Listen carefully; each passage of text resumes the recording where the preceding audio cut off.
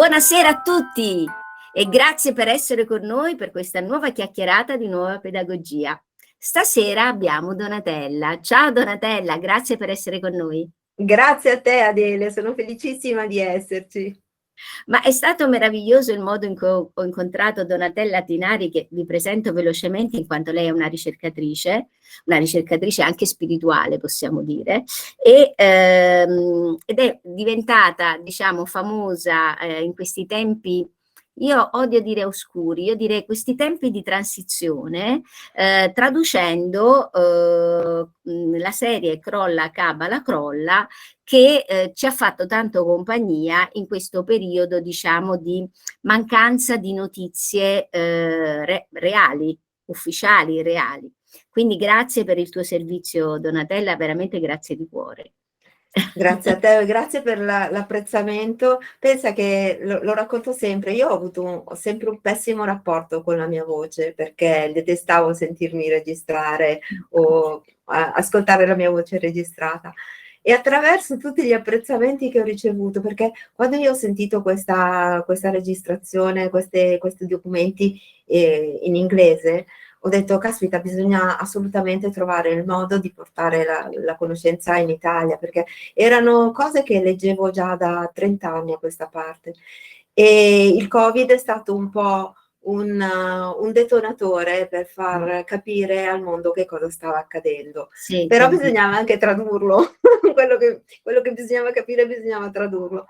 E così mi ci sono messa ed è stato veramente un'esperienza molto bella e sono contenta che sia stata apprezzata. Io ti sono grata e ti ringrazio a nome sicuramente delle migliaia di persone che hanno seguito questa, diciamo, lo svilupparsi di questi episodi.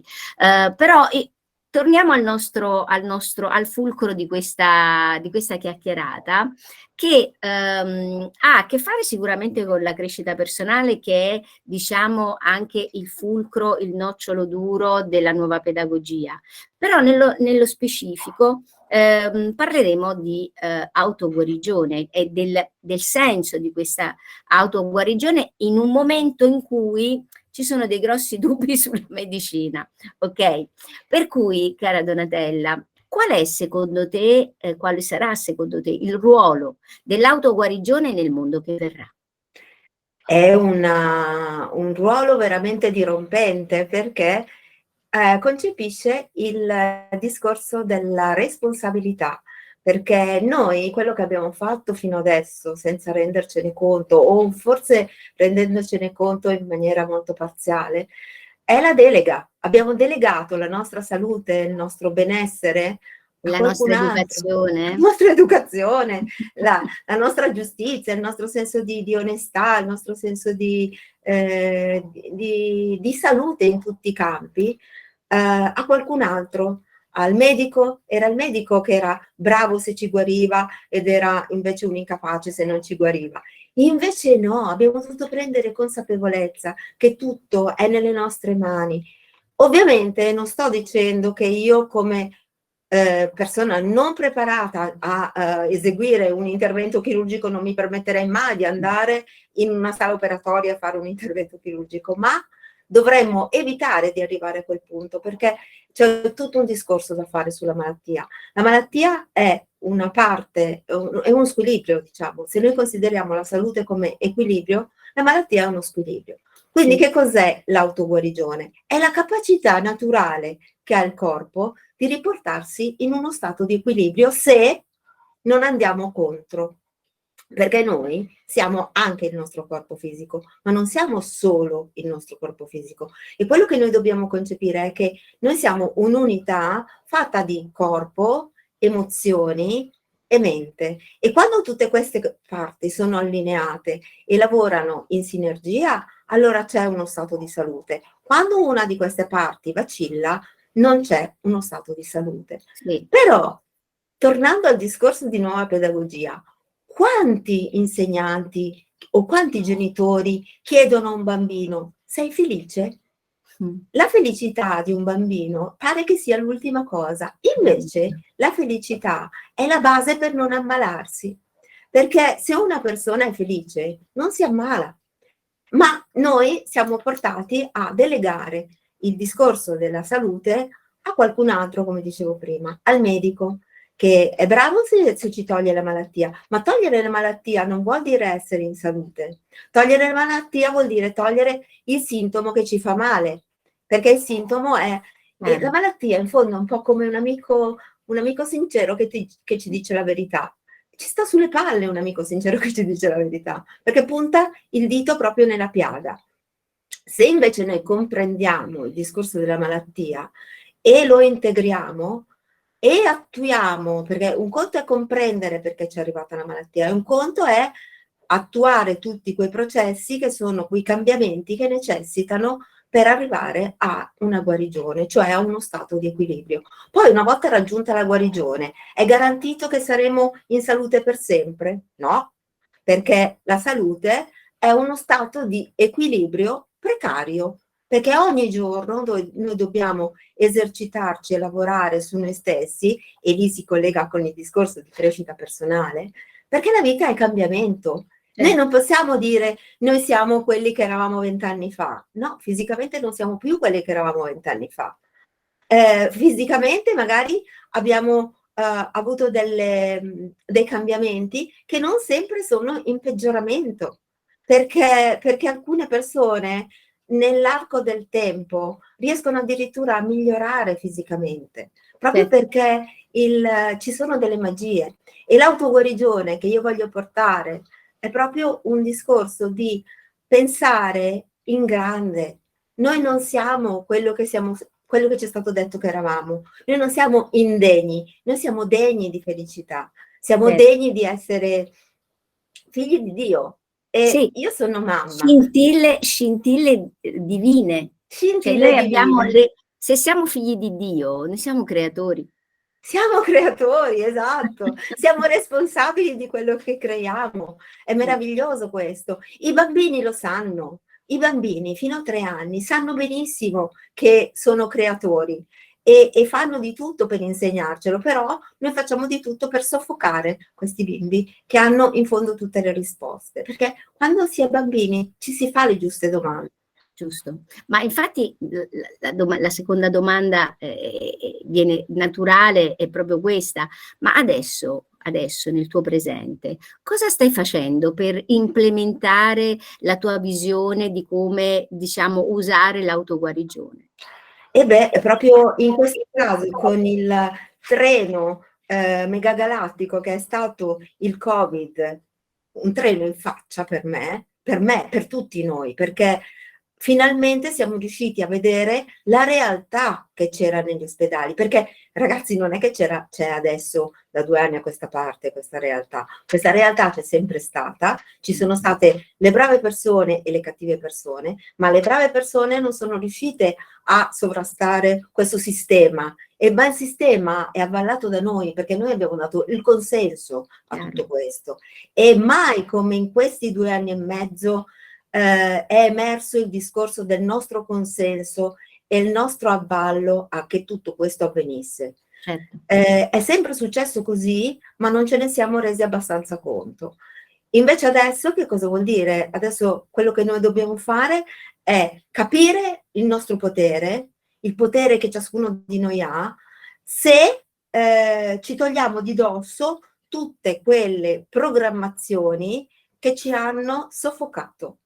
Sì. E allora il mio obiettivo è aiutarmi e aiutare a deprogrammare, perché questa è la cosa più importante secondo me. E io, insomma, è quello che noi facciamo con la Libera Università e con Scuola Agire, proprio noi lo chiamiamo percorso di decondizionamento, proprio perché hanno impiegato tutta la nostra vita a condizionarci, tanti piccoli microchip virtuali che abbiamo, cioè ci dicono una cosa e noi reagiamo in un certo modo, ma questa cosa non è così da un giorno all'altro, è stata bella e programmata negli anni. Certo. E quindi è proprio questo il fulcro, cioè quello che c'è da fare adesso, visto che anche Ippocrate.org sta facendo dei corsi ai medici di decondizionamento, è proprio quello di rimetterci in gioco e capire quanto è veramente pensato da noi e quanto invece è stato inoculato nella nostra mente. Ecco. E quindi, scusami, ma allora mi viene sempre la curiosità, la chiedo ai nostri ospiti, ma per essere quella che sei oggi, io non credo che sia stato, diciamo, l'onda d'urto della fantapandemia a svegliarti, tutt'altro, cioè sicuramente c'è stato un bel nocciolo duro già dentro di te di cambiamento, ma da piccola, cara Donatella, com'eri? Allora, da piccola ero estremamente introversa, sono stata molto, molto introversa fino ai 5 anni e mi sono chiesta fino a 5 anni: "Ma io cosa sono qui a fare? Ma questo non è il mio mondo per me". Ti dirò che la risposta me la sono data proprio in questi ultimi anni, ultimi 30 anni diciamo, che non era il mondo per me, ma che poteva essere il mondo per me, perché poi 30 anni fa è nata mia figlia e con la nascita di mia figlia sono nata anch'io di nuovo. Però Bello. ti dicevo, fino a 5 anni ero molto introversa e avevo una paura, non si può dire la parolaccia, però mi veniva da dire fottutissima, dei medici. Io urlavo appena vedevo un medico. Addirittura una volta era venuta in strada a salutarci la parrucchiera e aveva un camice bianco e appena l'ho vista mi sono messa a urlare perché pensavo fosse un medico.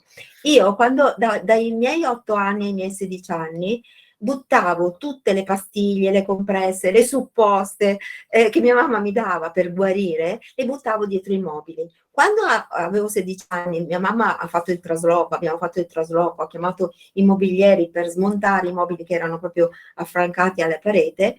Mia mamma stava per svenire perché ha visto dietro i mobili tutta una farmacia di pastiglie, di capsule, di supposte e non so se si vergognasse di più di fronte ai mobilieri di quello che avevo fatto oppure se fosse affranta perché io non avevo preso tutte le medicine che lei mi aveva dato. Però io le ho risposto una cosa molto pratica in quel momento, le ho detto: "Mamma, se tutte queste cose sono dietro il mobile, vuol dire che erano e io sono ancora qua, vuol dire che tutto quello era completamente superfluo. Io non dico che tu mi volessi avvelenare, per la carità di Dio, però io dentro di me sentivo che tutte quelle cose erano superflue". In effetti, se tu ci pensi, da bambini si sente molto di più quello che è giusto e quello che non è giusto, perché Sì, da bambini siamo più come animaletti. Non voglio offendere né i bambini né gli animaletti, ma siamo più inseriti con la natura.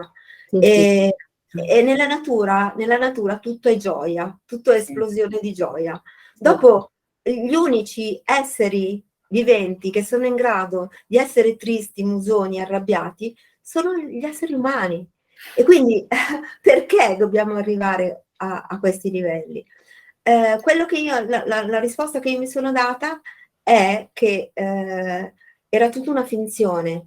Il fatto di essere curata in quel modo, con la pastiglia, era una finzione, perché essere curati in quel modo era come dire: "Tolgo il sintomo che dà fastidio, ma non curo il disturbo che è Chiaro, reale". che l'ha provocato, L'ha certo. provocato. Perché è un po' come se noi andiamo in macchina e c'è una spia che si accende e noi, abbiamo 2 possibilità per eliminare la spia. 1 è smontare la lampadina e 2 è risolvere il problema che ha causato l'accensione della lampadina. A nessuno viene l'idea idiota di togliere la lampadina, perché sappiamo che dopo 500 metri, 1 chilometro, 2 chilometri, la macchina si pianta. Però è Sì, quello che facciamo con il nostro corpo sì, fisico. sì, sì. Fingiamo che tutto vada bene con una pastiglietta, con una capsula, con una è soltanto finzione. Poi in realtà il corpo ci manda il conto. E È così, quindi se oltrepassiamo un certo livello, poi ahimè il corpo muore. Il corpo è muore, ma così. noi non moriamo. Un'altra grandissima finzione con cui ci hanno intortato la nostra vita è stata la paura della morte, da Già, sempre, già, e già. invece la morte non esiste. È così, è così. Guarda, mi fa, cioè, noi ci conosciamo da poco, no? Però tu mi sembra che parli con la mia voce. Allora, io dico sempre a tutti che mia figlia è mia madre perché in realtà mi ha fatto rinascere. Poi che meraviglia, e non ci conosciamo ancora, ma pensa che meraviglia che è questo periodo. Non si può definire oscuro. Prima ti stava no, per dire, stavi per essere incerta nel dire periodo oscuro. Non è oscuro, anzi è un periodo luminosissimo, perché si sì, sì, vedono sì, veramente le sì, anime delle persone, sì, si sì, vedono, si vede vero. l'essenza. È vero. Poi hai detto che da bambina non eri ben sicura che questo io per esempio ho sempre pensato di non essere di questo pianeta, perché Anch'io. ci sono delle cose di questo pianeta che non mi tornano.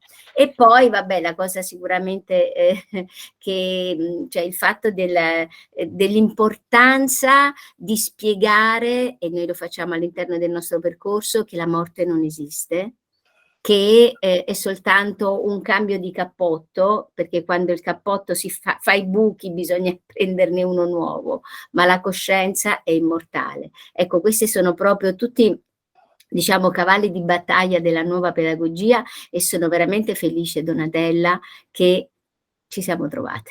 Io sono profondamente felice di aver incontrato un'anima come te, così sorridente, così giovane e così bella, perché è meraviglioso in questo momento ritrovarsi. È proprio una sintonia di essenze, di vibrazioni, perché in fondo siamo vibrazione, siamo energia, ed è la sintonia, è come se ci sintonizzassimo su una Sì, stessa sì, lunghezza d'onda radio, e così. così vibriamo allo È così, ma stesso. infatti quando sei arrivata col mio libro, la vecchia edizione del mio libro di pedagogia, cioè capisci che io per esempio ti ascolto, ti seguo da tanto tempo online, e poi tu ti presenti col mio libro e dico, ma allora ci conoscevamo in qualche modo. Eh sì, sono le magie che si creano, e Immagino. che io credo che i nostri fratelli superiori ci guardino con tenerezza, con amore, e dicono: "Oh, finalmente, dai, adesso vi siete ritrovati finalmente."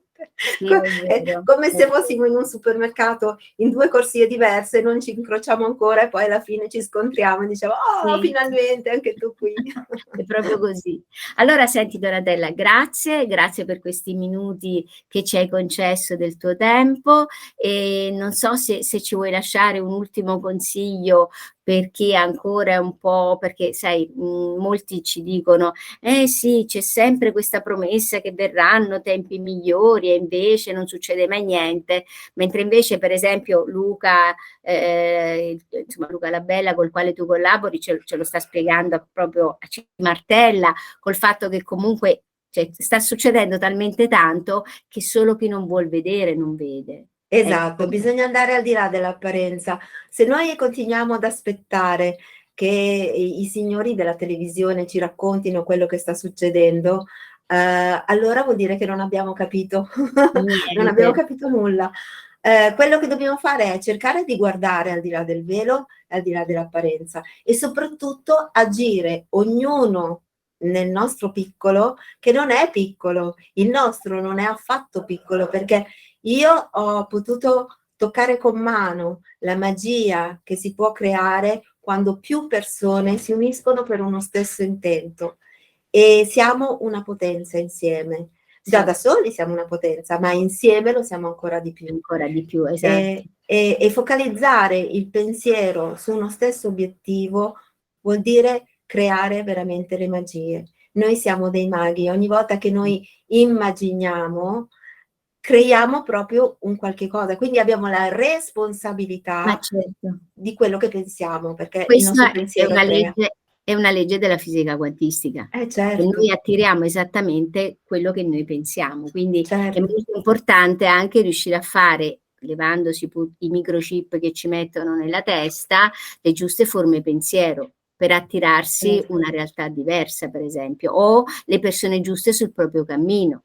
Certo, certo, è Anche questo importantissimo, è perché importantissimo. le persone giuste sul nostro cammino ci aiutano a manifestare la parte migliore di noi, e più lì è un circolo virtuoso, non si cade nel circolo vizioso del sofferenza, valle di lacrime, siamo nati per soffrire, ma nel circolo virtuoso siamo nati per vivere nell'abbondanza, e più si dà abbondanza, più ci arriva abbondanza, e noi siamo l'esempio pratico, vero Adele, di come le cose possano arrivare donandole, perché È più vero. doni e più arrivano. È vero. E chiudo, faccio un piccolo inciso per dirvi che chiaramente rivedremo Donatella con altre interviste, ma io e te abbiamo un piccolo sogno in comune che non sapevamo di avercelo, però ci ha fatto anche un po' incontrare, che è quello di riscrivere